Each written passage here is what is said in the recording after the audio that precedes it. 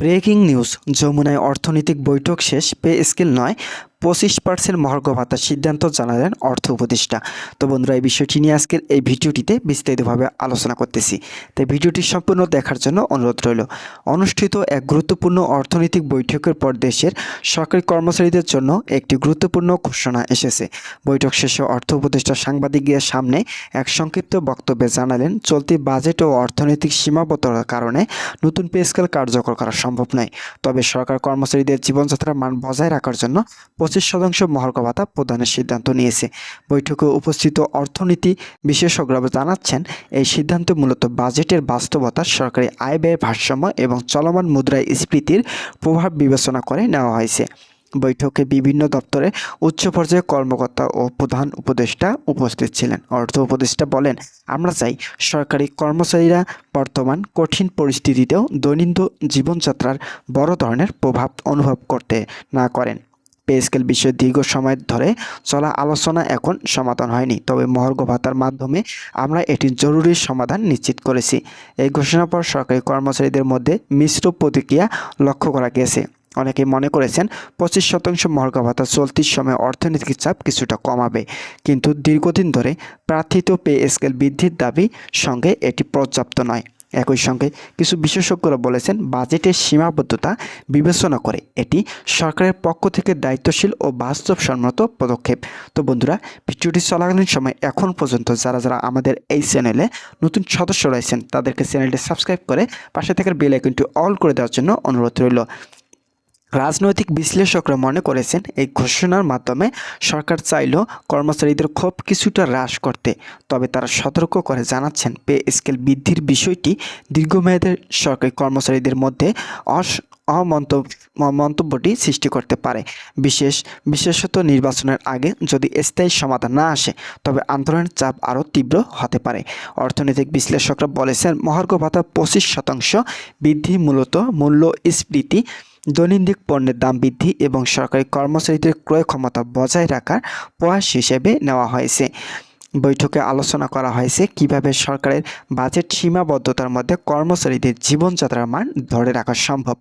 তারা জানিয়েছেন, বাজেট পূর্ণ বিবেচনার মাধ্যমে ভবিষ্যৎ পে স্কেল পূর্ণ প্রবর্তনের সম্ভাবনা রয়েছে, তবে তা নির্বাচনের পরবর্তী সময়ে নির্ধারিত হবে। বৈঠক শেষে অর্থ উপদেষ্টা সাংবাদিকদের বলেন, আমরা বুঝতে পারি সরকারি কর্মচারীদের দীর্ঘদিনের প্রত্যাশা পে স্কেল বৃদ্ধির, তবে চলতি বাজেট ও অর্থনৈতিক বাস্তবতার কারণে তা এখন সম্ভব নয়। এর বদলে 25% মহার্ঘ ভাতার মাধ্যমে আমরা তাদের দৈনন্দিন ব্যয় কিছুটা হ্রাস করতে সক্ষম হয়েছি। আমরা আশা করছি এই পদক্ষেপ কর্মচারীদের মানসিক চাপ কমাতে সাহায্য করবে। তো বন্ধুরা, যারা সরকারি চাকরিজীবী রয়েছেন তাদের জন্য শুভকামনা রইল।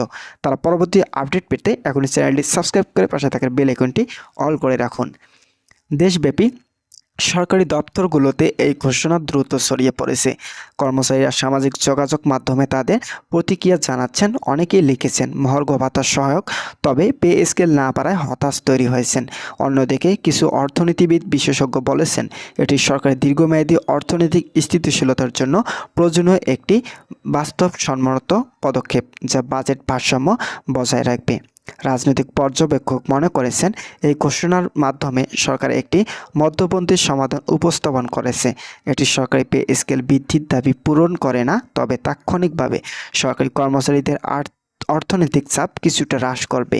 নির্বাচনের আগে এই পদক্ষেপ কিছুটা রাজনৈতিক স্থিতিশীলতা রক্ষা করতে সহায়ক হতে পারে, তবে দীর্ঘমেয়াদের সমস্যার সমাধান হিসেবে এটি পর্যাপ্ত নয়।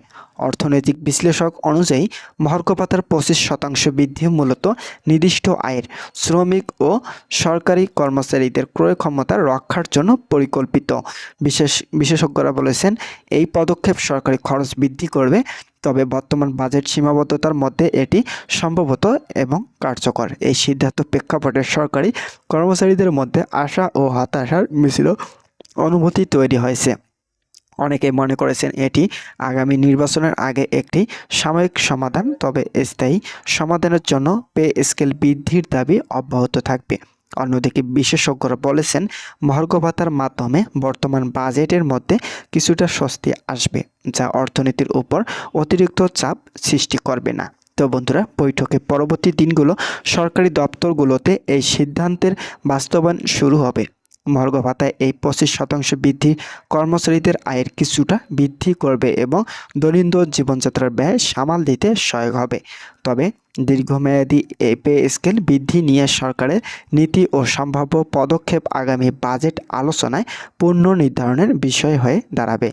সারসংক্ষেপে বলা যায়, আজ যমুনায় অনুষ্ঠিত বৈঠক দেশে সরকারি কর্মচারীদের জন্য এটি একটি মধ্যপন্থী সমাধান উপস্থাপন করেছে। পে স্কেল বৃদ্ধির স্থায়ী সমাধান না হলেও 25% মহার্ঘ ভাতার মাধ্যমে সরকারের লক্ষ্য ছিল কর্মচারীদের জীবনযাত্রার মান রক্ষা করা এবং অর্থনৈতিক স্থিতিশীলতা বজায় রাখা। তো বন্ধুরা, আজকের এই ভিডিওটি এই পর্যন্ত।